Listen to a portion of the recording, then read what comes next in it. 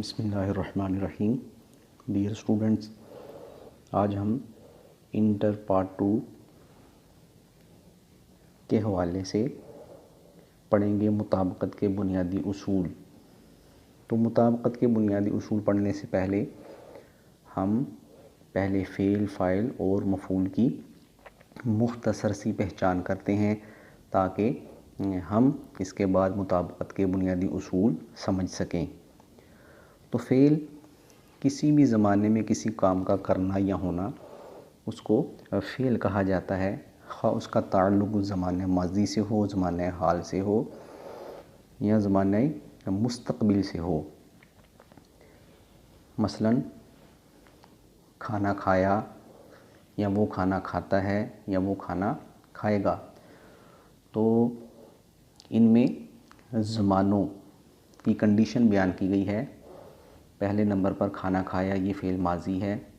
وہ کھانا کھاتا ہے فعل حال ہے، اور کھائے گا فعل مستقبل۔ اس کے بعد فاعل کس کو کہتے ہیں؟ کام کرنے والا جو ہے اس کو فاعل کہا جاتا ہے، یعنی سبجیکٹ۔ اس کے بعد مفعول، یعنی جس پر کوئی کام ہو اس کو مفعول کہا جاتا ہے۔ مثلاً خالد نے کھانا کھایا، تو خالد اس مثال میں فاعل ہے، یعنی سبجیکٹ ہے۔ کھایا یہ فعل ہے، اور کس چیز کو کھایا ہے، یعنی کس پر کام واقع ہوا ہے؟ کھانے پر، تو لفظ کھانا یہ مفعول ہوگا۔ تو یہ فعل، فاعل اور مفعول کی مختصر سی پہچان ہے۔ اب ہم فعل لازم اور متعدی کو سمجھتے ہیں، اور اس کے بعد پھر بنیادی اصول سمجھتے ہیں۔ تو سب سے پہلے فعل لازم کس کو کہتے ہیں؟ فعل لازم کا سمجھنا ضروری ہے۔ تو کہتے ہیں ایسا فعل جو صرف اپنے فاعل کو چاہے اور فاعل کے ساتھ مل کر جملہ مکمل کر لے، اس کو فعل لازم کہا جاتا ہے۔ مثلاً خالد آیا، عائشہ گئی۔ تو خالد یہ فاعل ہے، اور آیا یہ فعل ہے۔ تو فعل اور فاعل کے ساتھ مل کر جملہ مکمل ہو گیا ہے۔ اسی طرح عائشہ گئی، عائشہ فاعل ہے اور گئی یہ فعل ہے۔ تو فعل اور فاعل کے ساتھ مل کر جملہ مکمل ہو گیا ہے۔ اب فعل متعدی کو سمجھتے ہیں۔ فعل متعدی ایسے فعل کو کہتے ہیں جو اپنے فاعل اور مفعول کے ساتھ مل کر جملہ مکمل کرے۔ یعنی یہاں ہمیں 3 چیزوں کی ضرورت ہے، فعل، فاعل اور مفعول۔ یہ تینوں چیزیں مل کر جملہ جو بنائیں گے وہ فعل متعدی کہلائے گا۔ مثلاً خالد نے کھانا کھایا، تو خالد یہاں فاعل ہے، کھانا مفعول ہے، اور کھایا یہ فعل ہے۔ تو یہ تینوں چیزیں ملی ہیں تو فعل متعدی بنا ہے۔ تو ہم مختصراً یہ کہہ سکتے ہیں فعل لازم ایسے فعل کو کہتے ہیں جو فعل اور فاعل سے مل کر بنے، جبکہ فعل متعدی ایسے فعل کو کہتے ہیں جو فعل، فاعل اور مفعول تینوں سے مل کر بنے۔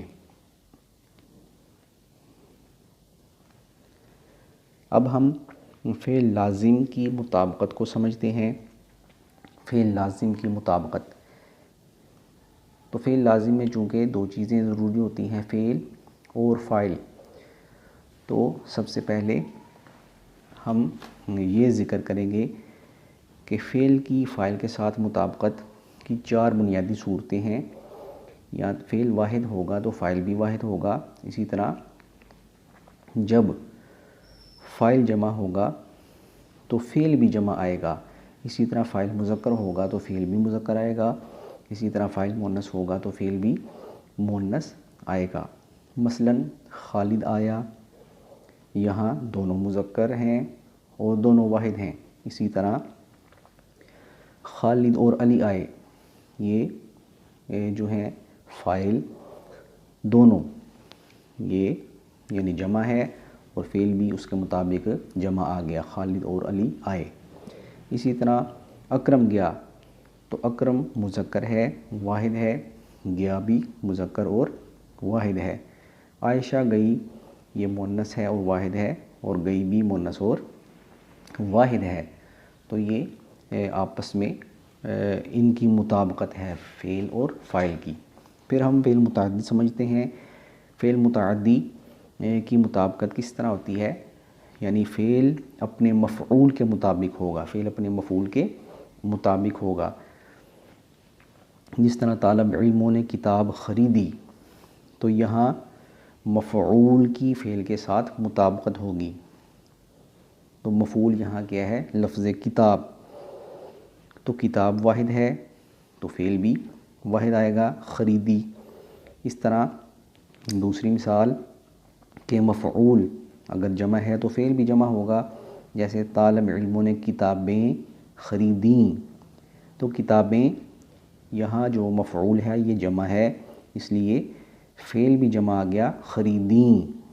اس کے بعد ہے مفعول مذکر ہو تو فعل بھی مذکر آئے گا، جیسے فاطمہ نے قلم خریدا۔ تو قلم جو مفعول ہے یہ مذکر ہے تو خریدا بھی مذکر آیا ہے۔